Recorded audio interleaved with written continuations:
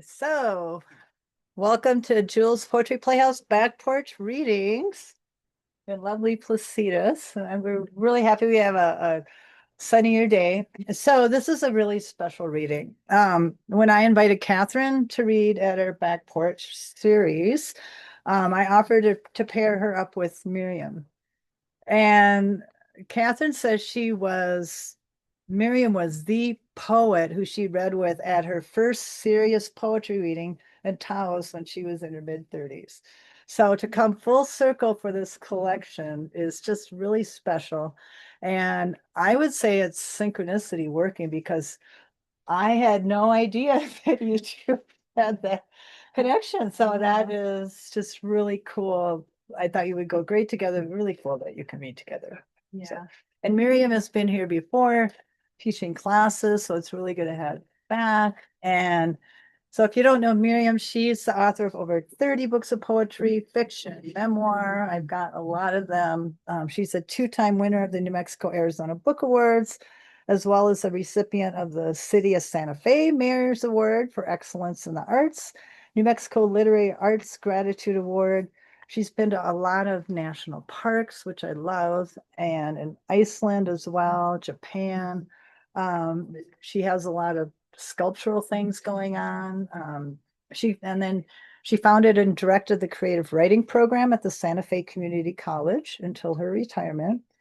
And then she lives in Santa Fe. So I'm just gonna, And I'm here. and she's got a great new book, and I'll have you hold your book up from Casa Urraca Press, which is one of, I think, my favorite presses out there for New Mexico presses. So, Thank welcome, you. I know Miriam. those hands, so. Yep.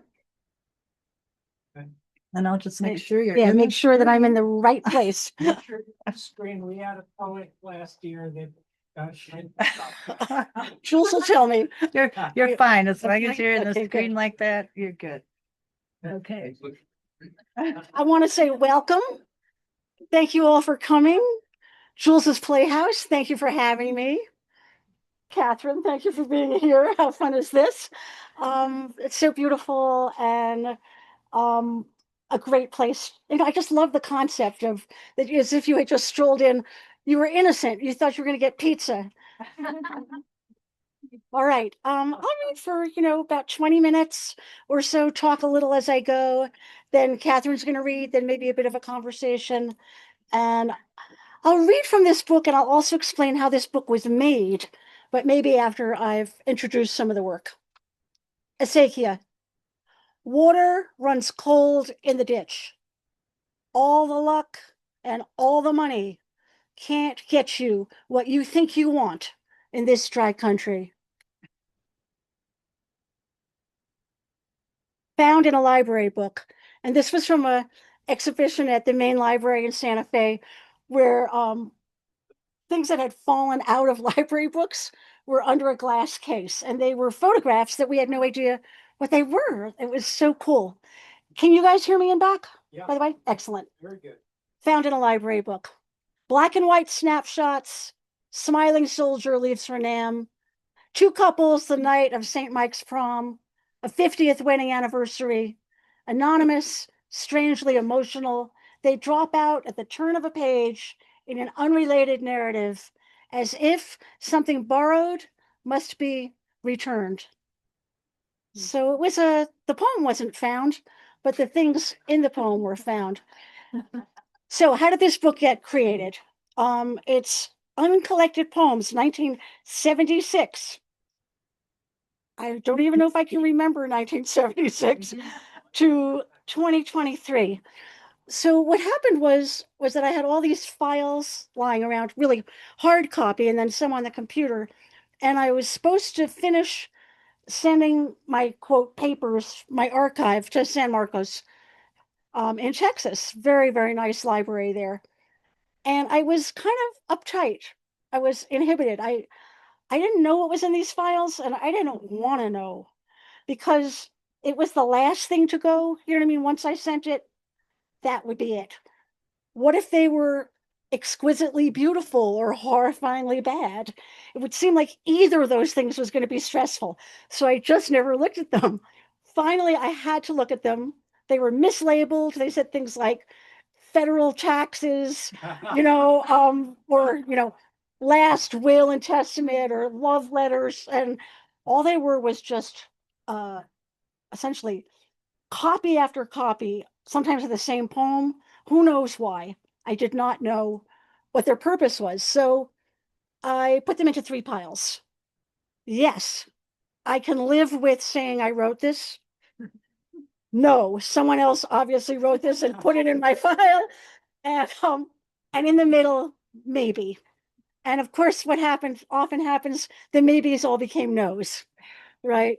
So then I had the yeses, and they were about 75 pages.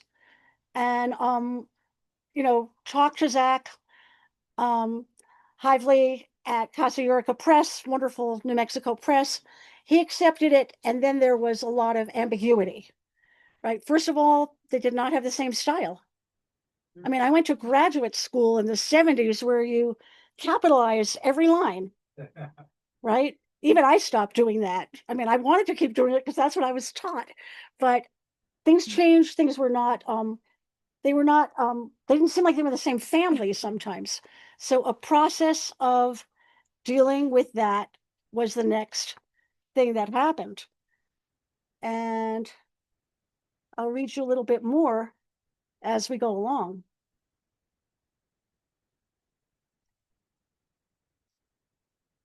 Jacob wrestles the angel. Jacob is the only character or person that I know of in the Jewish Bible who is disabled. And I could really relate to him. I'm injured in the same way as he's injured, but I was not touched by an angel. However, I was touched by a surgeon, but he, however, was touched by an angel. And my love for him is unlimited, even though he was kind of a bad guy and a runaround when it came to ladies. Jacob wrestles the angel. Not just a man with 2 wives, not just a twin plagued by doubles. Jacob becomes a leaflet in the street, tulips sent to a sick friend, the odd kindness with which my neighbor greets me, telling me there are too many apricots on her tree, would I take some? Jacob becomes flesh again. Now it's your turn to stay up all night and your turn to limp all morning. I assume many of you know the Schaefer Hotel in Mountain Air. Haunted, fun. If you don't know it, it's worth it. It's worth staying there. Vision at the Schaefer Hotel. A starlit neon sign. Dusk lights the words that light the line. No monk's cell, just a room in an old hotel. Still in my mind's eye, I see Chinese brushstroke cliffs, a waterfall, and see what solitude sees in me. And that's where the title comes from. Jeff Bryan, wonderful publisher of La Alameda, used to say, your title is hidden somewhere in your book, which sounds good, but then makes you insane as you try to find it, right? We talk a lot about the border. We're part of the border. We're close to it. It's a place, obviously, of a lot of drama and dissension, as well as a lot of beauty and culture. But the border is not fixed.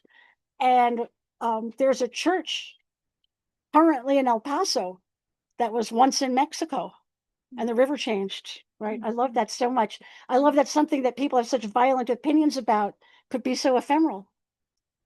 Border crossing, river shifts and floods.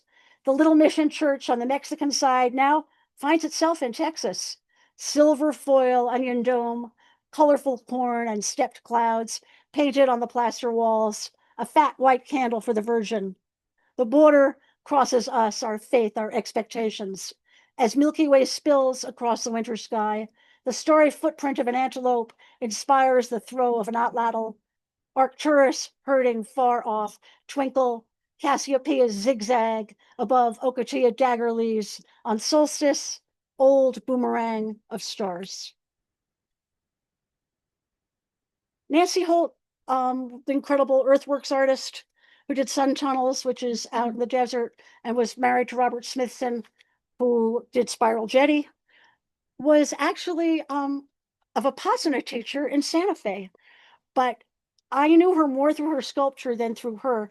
And her piece Dark Star Park, which is in back east, I think in Maryland, I'm not sure, but Virginia. It had a huge impact on me in terms of thinking about time. And the people that I was with were very important to me. And my father-in-law, who's mentioned here, is now long deceased, but alive to me on the page, right? Dark Star Park, after Nancy Holt. We walk through granite spheres. Some things have happened, some things have not. You, me, your widowed father, it's humid in suburban Rosslyn, Virginia. Each year, I pass the anniversary of my death, not knowing yet to light a candle. Office building windows reflect the light. Time is no palindrome, can't be read equally backwards and forwards. These globes won't roll suddenly across the watered grass and into traffic, much as I might wish for Satori, or at least excitement.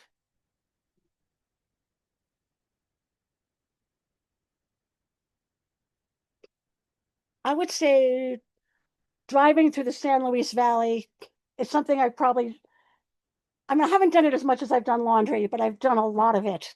And Alamosa is a place that is very important to me, if not that lovable. And these are sort of haiku-esque little poems that were written in a motel, once again, in Alamosa. Scenes. Motel night, in the paper cup an inch of sumi ink. Moonless until the clouds part. She said, prop a chair under the doorknob to keep out all that vastness. Untrained hand and I draw the mountains. My father tells me he can no longer remember last night's dream, out of range of the familiar oldie station. I mean, you know, if you're a writer, that you're inadvertently kind of creating a record of your life. It's not like you set out, not like you set out to think about the San Luis Valley every minute, but there you are again in the San Luis Valley, and it's kind of a track. You're like leaving a track in words. The way anything leaves a track, a snake, a deer, and the poetry, the language goes in front of you, and you kind of come along behind it. Reminds you of where you've been. This is about being an undergraduate and going to the movies all the time. Brattle Street Theater. When the woman at the dinner party took out her eyeballs and put them in the wine glass, that's when I wished I hadn't come to the Brattle alone for the matinee of Bergman's Hour of the Wolf. The Brattle was run down, red velvet chairs with seats stuck up, and derelicts paid $3 for a snooze off the Cambridge streets. Here I whiled away my youth, not reading La Chartreuse de Parme in French or studying the classification of shellfish, but rather the double feature movies, seeing all the black and white Bergman ever made, and then stepping out into the street, Upper Brattle, just a few blocks from my dorm, bare trees in winter, leafy in spring. The door swung from illuminated figure darkness into East Coast light late afternoon. Years later, this scene answered the riddle. What is the self? Answered my koan.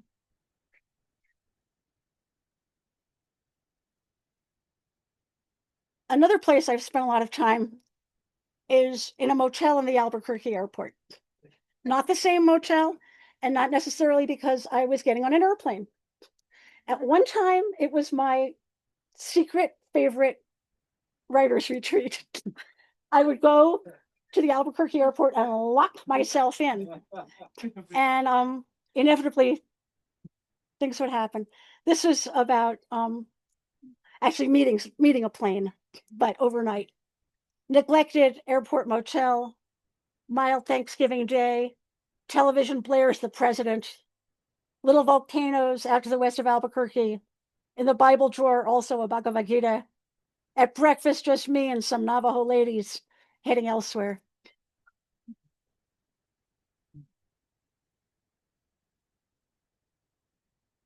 Visitor. On the east side of the highway, a woman parks by the descansos, takes out her Tao's hand drum, and in her fringed jacket begins beating a rhythm for the dead. I, who am driving north, burst into tears, wondering if this is an anniversary. I see those memorials every day, but never before someone who has come to greet the spirits. Across Abiquiu Dam, beneath the cosmic shape known as Pedernal, all I can call up is my fear and my love of wandering. Not a tent, not a yurt, not a teepee. My body isn't exactly a square or a triangle, rather a body-shaped hole I sometimes fall through. Tidying up, I find neatly zipped into a pocket of my backpack boarding passes from a flight I don't remember ever taking. I think I'm going to read 3 more slightly complicated ones. I love a short form, but lyric poetry sometimes it just wants to roll, and you have to roll after it. This was written in Portland about the Chinese garden there and about my friend Anna. The Chinese garden. Chinatown seems gone, boarded up, destroyed, abandoned. Homeless tents, the stink of piss, and apparently a willingness to let people live like garbage among prosperity. A rusted bridge spans the river but will collapse next time the earth shakes from its hot core. This place lacks local gods, has no knowledge of who or what to placate. Half moon arch, dark rattling lotus pods, red fruit of the mountain camellia, yellow leaves that float on air, and golden carp that leap from muck like the lily pads from muddy water. Something good can come out of the heart, but is that a statement or a question? Serendipity or art? I've paid admission, that's for sure. And in this life, I also expect an exit visa won't come cheap. But still, we're here. Besides Hue rocks, limestone mined from a freshwater lake, whose holes allow life force to freely flow, like the leak windows from one courtyard to the next. The stone bench is too damp and narrow to sit on long. Conversation interrupted by old age's need to stretch. And since it's time for lunch, walk out into the street, unable to pretend that this is anything but empire's end.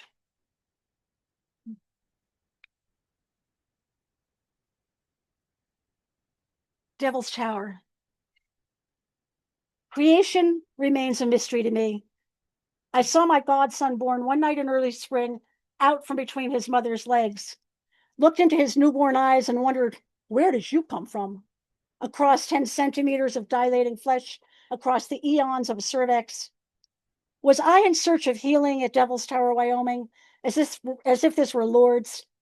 I took my cane, my crippled self, my shrinking life expectancy, and for a few minutes believed I was whole and could circumambulate this whole huge stupa of volcanic rock. When I was a child, I saw it in a book, one of those Time Life series on the natural world, a volume that arrived by mail each month. There it was, starkly rising. My mother described it half accurately as the core of a volcano, something we certainly lacked in Bergen County, New Jersey. But we didn't lack desire, like those 2 climbers halfway up that monolith roped in the photograph. Who made it? Even the geologists do not agree.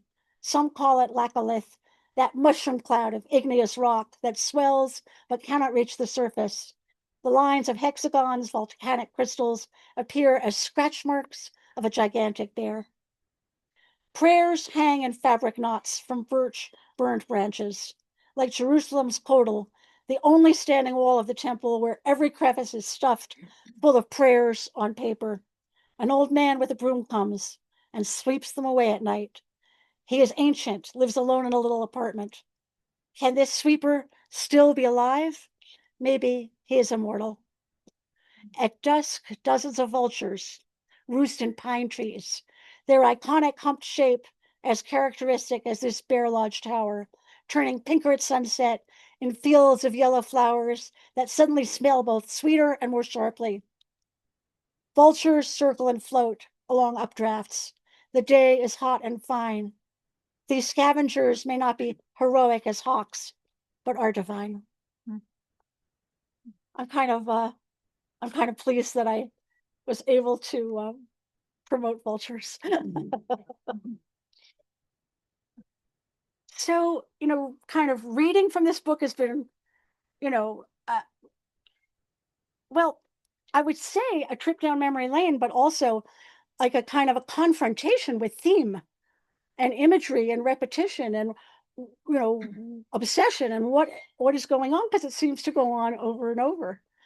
The poems that I hated, I kept telling myself that they seemed like they were written by me, but like if I was in a coma or asleep. they weren't working, right? A lot of what I've been reading, and this last one too, you probably have noticed there's a lot of night sky in them. And this is about an eclipse, recent eclipse, the annular eclipse in San Isidro campground, not that far from here, Ring of Fire.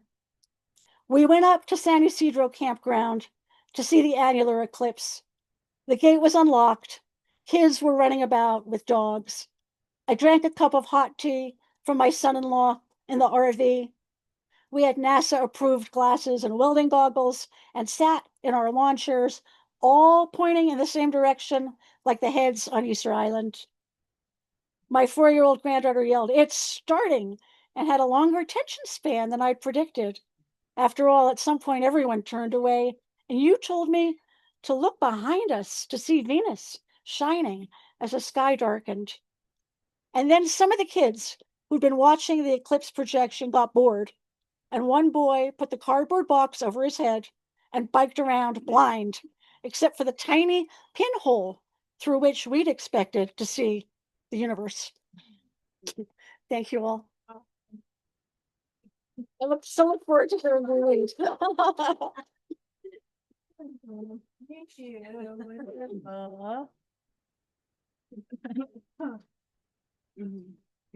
Yeah, it's so great when you read poems from older work and they all kind of still come together. And this, like, yeah, they kind of take on a life of their own. So next up we have Catherine Strisik and Strisik, yeah. Strisik. Yeah, Strisik. Strisik. Okay.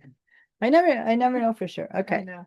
So she is I'm really pleased to have her here, her first reading at the Poetry Playhouse. Although I know we've seen her at other events. So her book is her latest book is Goat Goddess Moon from Holy Cow Press. That's another really good press that I knew about them from Way back. Minnesota right? way back. I know, Yeah. Yeah. So in our conversation, you'll have to tell us how you got connected with them. And that's her third poetry collection. I also know her through the Taoist Journal of Poetry, and I know I've submitted there, and that's a great journal. So I can recommend them. She's a former poet laureate of Taos, and I'll just kind of keep it really brief. But she's had over 30 years of publications with poetry translated into Greek, Persian, and Bulgarian. And she divides her time between Cape Ann, Massachusetts, and Taos. And she offers both live and online editorial consultations for essayists and poets and private and small group poetry workshops. So welcome to the Back Porch Reading. Thank you. Yeah. You're good as long as you Right here? Yeah. Okay. Yeah. Wow. Okay. I'm just so moved. This has been a book tour. I started in Gloucester, Mass in early September, and this is the highlight by far, reading with Miriam. So it's just kind of one of those, when you're young and vulnerable and just starting to read your work publicly, it's so scary and overwhelming, but their faces, and you have to learn how to present if you believe in your work, and with a lot of encouragement from people and teachers and peers, it happens. So yes, this is my fourth book. And thank you all for coming, Jules and John, thanks so much. And Holy Cow Press, what happened with this manuscript, which is a manuscript on diaspora, basically, the body of work. My grandparents were born in north central Greece, and I'd been collecting you know, my own personal experience, and my grandfather left behind a very thick journal of writings from his earliest days in Greece and tiny village in a tiny village. So that was very inspirational for the poems that are some of the poems that are in the first section of this book. This is 3 sections. So I'm indebted to my grandfather. But what I did I don't know, Holy Cow Press mainly has published regional writers. They're in Duluth, and Native American writers.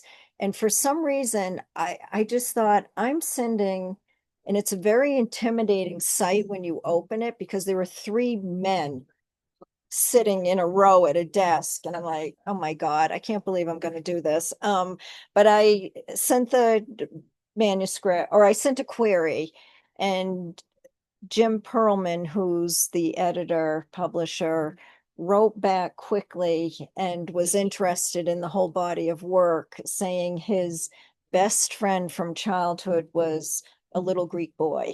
And so he knew a couple, he knew a couple Greek words. So he was saying yeah and papu, and he was naming some foods, and I mean it was very funny. And that's how this book happened. It was just truly a gift. I've loved working with him, and very generous with his time. And he was tough sometimes with me too. So and he wanted explanations on some of the poems he just wasn't getting. And some of them are still here because we went back and forth. And I was like, those poems are staying. Anyway, so he and my grandfather, I feel just profound thanks to them for this body of work, or for the publication of it. I always acknowledge the lands I'm on, and I know here in Placitas, it's Santa Ana and I think Sandia and other pueblos who have frequented this land. So I'm going to start with, so the book's really, it's a journey, and it's a journey with my Greek name. It's a journey through villages, and just sort of my, without even knowing it initially. And I like what you said, Miriam. A few of the poems that made it in here are 25 years old.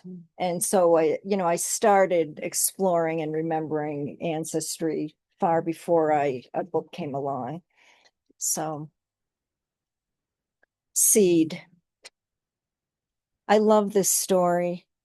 My great-grandmother was my great-grandmother in Amygdalis. My grandmother always knelt in the chamomile with her. They loved the small golden flowers in the field. This is not a story, or the truth and a memory, a eulogy of sorts. By the time I arrived, something replenished went up to my knees, here in oregano and lemon balm, now a hint of chamomile. My great-grandmother in Amygdalis. My grandmother always knelt in the chamomile with her. This is not a story, more the truth.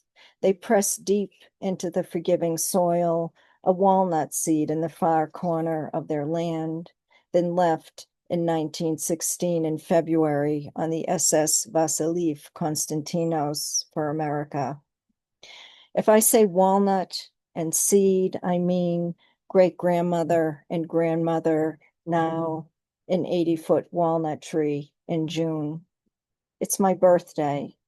They embroidered onto their hems, their home's flowers, buried in the earth, buried with their hands also, some gold, shaped as a bracelet and 2 rings. My great-grandmother was my great-grandmother in Amygdalis. My grandmother always knelt in the chamomile with her. If I dig with their intent, ecstatic beneath this tree, stopping only to breathe their breath as a calm catches the encrusted pale yellow of them, then please consider this. Here is the love home with the seed, the source of what was buried and what was dug, what is nutrient, protein, starch, their oils now held by the walnut's bark. I prepare not only my lips with balm, but my spot on my earth, which I already know its embryo, the interior greenery of us. My great-grandmother died at 42 with a swollen belly. My grandmother died in a hospital of heart failure at 94. They will always be heartwood, and so I lean into the bark now and the stillness. The walnut bark, it reduces aching in the heart. In the story, later in the day, there is rain. They exhale once more. I inhale. We pause of the earth briefly.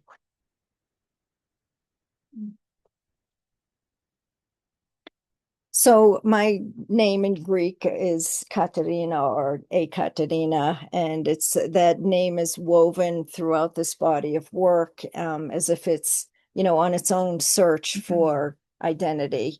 It's kind of dissected and dissecting its, the poems at times.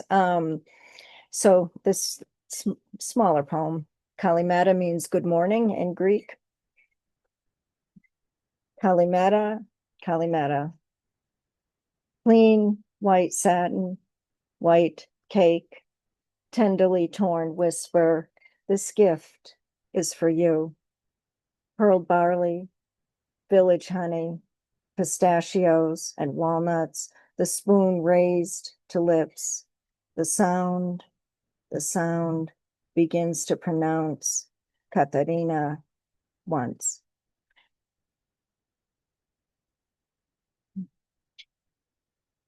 Vein, so vein, vein. If he left by foot or donkey or cart and donkey or cart and horse from his hometown in 1913, the Second Balkan War, having started in June in central Macedonia.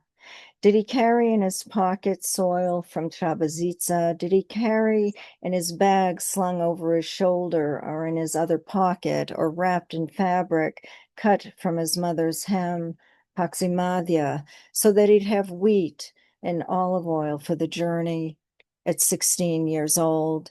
This being the last time he'd see his mother. And he was a handsome, sweet son. And I know because he was a handsome, sweet grandfather.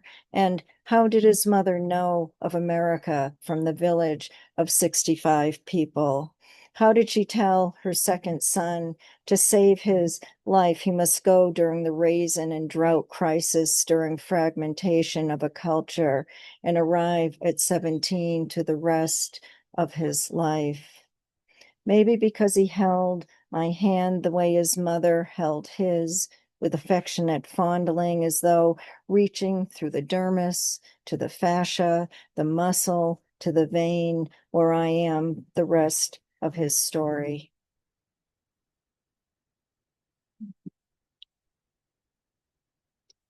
So let's see, I'm gonna kind of skip around here. So this is this is a true story. There's a lot of myth in this collection also. But this happened, and there are two voices, and again, it's about my grandfather. In my grandfather's living room. Say it. Say, while standing on your head, the Greek alphabet, and I will toss you pennies. Keep going. It's an alphabet. It's the alphabet. It's the alphabet said by Alexander the Greek. Say it, Alexander the Greek. Say Alexander the Great. History says we are related by DNA. No, but we really are. We are. See my crooked teeth? 24 letters, chant as though we always existed. Antiquity, ovum, alpha, beta, gamma. That's 3 pennies for you. An alphabet that cries, waves, swoons in the air at Delphi, circling the stadium. Everybody's running the length. We sing in the alphabet where it becomes sumptuous, and the alphabet is melodic when striking ancient. Crescent, a blue root. Over here, a copper cup with water for drinking and water for bathing the inside of your mouth when you speak fluently. Here, my voice silhouetted dedicated life force, a warmed shape resembling omega. Round your lips, omega. Early mornings, it's the smallest birds that perch around the feeders, pick seed and song. Epsilon, iota, a full mouth. Yes, the crown of your head lights up the room, and now scattered pennies. So, yeah, my sister and I would be, we were little, and it's like, stand on your head and I'll throw you coins. And he'd be laughing his head off, and we're trying to say the Greek alphabet, but we were too silly. The birds listening too. Yeah, I know. Let's see You here. have a wider audience than just. I know, right? So the second section of the book is very much about journeying into the island of Crete, where I did a lot of healing after my husband passed away. And I was at it was called the Lakos Artist Retreat, and it's in Heraklion. And it's kind of changed its format over the last few years, but I arrived very in a rain, and it was late, and nobody was answering the phone, and I was pulling this big purple suitcase, and finally my phone rang back, and this man said, "What are you doing here? You're not supposed to be here yet." But I was like, anyway, dogs were barking from the alleyways and people were opening their doors, and then he said, "Can you see somebody standing with their arms over their head and in their underwear?" And I said, "What?" And it was Matthew, who's the director of this program. Anyway, he had been partying. He forgot I was coming. But I got this wonderful poem because once I was there, he was so generous. 27 Romanu. In puce-fitting curves of my then slendered by grief body, you served me goat stew at the square wooden table covered by a red tablecloth, the evening my heels and my suitcase's wheels muddied from an earlier rain in Heraklion, where I walked the labyrinth for hours. I felt faint, the humidity and my erratic woman's cycles in proximity to the goat parts in my bowl with cracked wheat that had soaked and dry roasted for months in the sun. I wanted to be stroked, moist with the Cretan sea. There was a candelabra and a delicate revolution in my mind between the want and the need.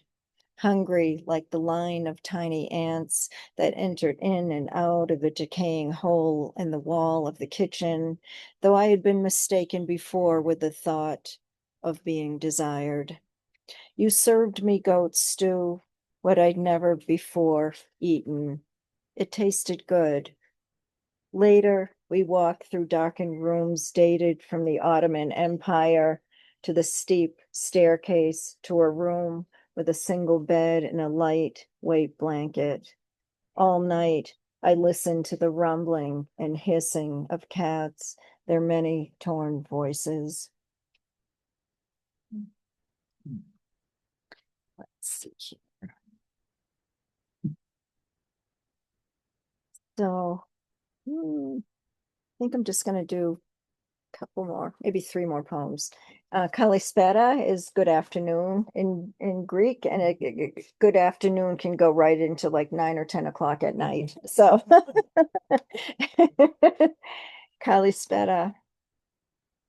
In the dusk around the corner by the butcher shop, a few white-haired men look up from their circle chairs, cigarettes, pipes, their leather shoes, clean and shiny, where I muse every time I round the corner to this opening at the end of this long alleyway, the stillness, the white-capped sea, the spring blossoms where they listen in the pure and familiar silence that is home. When I stop what I'm doing, what appears like nothing really, a walk and listen, their Kalispera, my Kalispera, in unison Kalispera.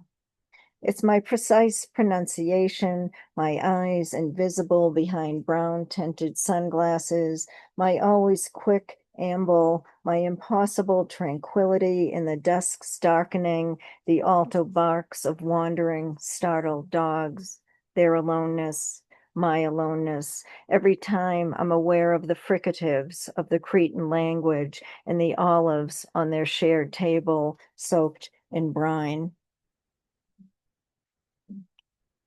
So the title of the book, I'm going to read that poem, Goat Goddess Moon. This was the third.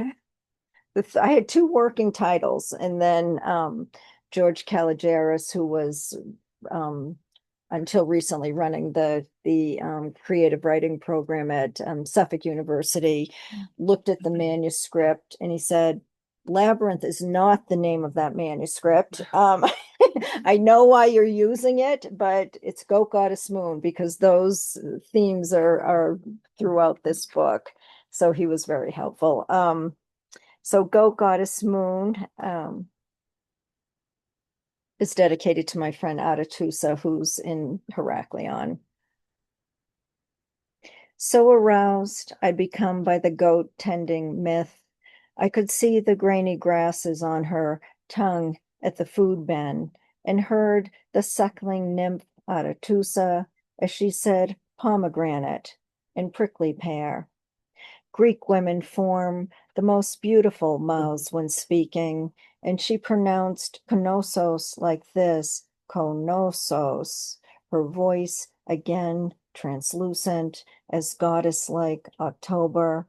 And now my breath smells like sweetgrass burning in the evening.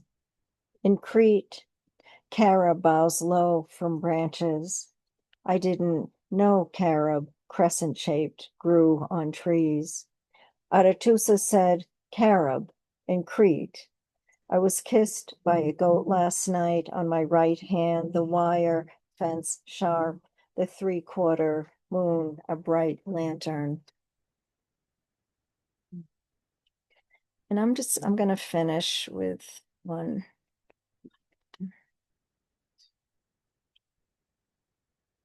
It.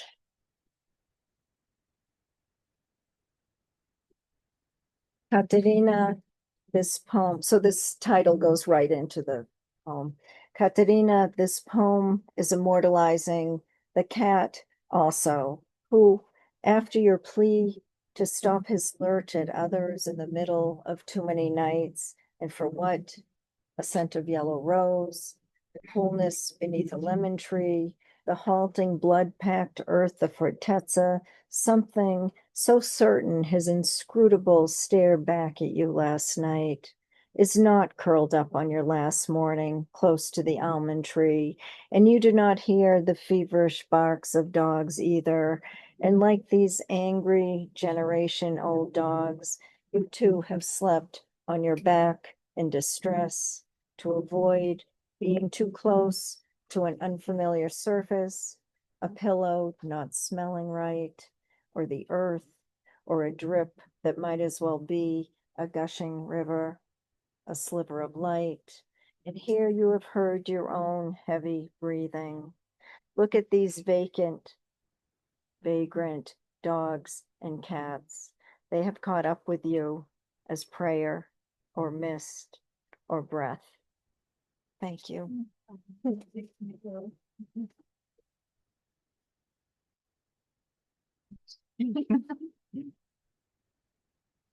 Thank you, Catherine and Miriam. And thank you to our future YouTube watching audience. I'm going to stop this right now. So